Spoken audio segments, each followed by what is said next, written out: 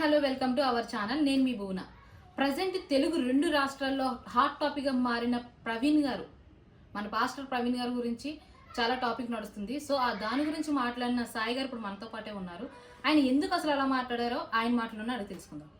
Hi అండి. Hello. మీ పేరు? Sai. Okay. Present మీ మాట్లాడిన టాపిక్ అయితే చాలా హాట్ టాపిక్గా మారింది. సో జనాలు అందరూ కూడా ఎందుకు అలా మాట్లాడారో తెలుసుకోవాలని మిమ్మల్ని కొన్ని క్వశ్చన్స్ అడగాలనుకుంటున్నారు. ఆ క్వశ్చన్స్ ఇప్పుడు నా దగ్గర ఉన్నాయి. నేను మిమ్మల్ని అడుగుతాను, సమాధానం చెప్పండి. ఓకే. ఇప్పుడు క్రైస్తవుల మీద మీకు వ్యక్తిగతంగా ఏమన్నా కోపం ఉందా? నాకేం, ఒకవేళ ఉంటే ఎలాంటి కోపం? నాకైతే ఎవరి మీద కోపం లేదు. నాకు ఎలాంటి అయినా సరే కానీ ఉద్దేశించి మాట్లాడాలన్నా లేదు. మరి ఎందుకు మాట్లాడారు అలాగా?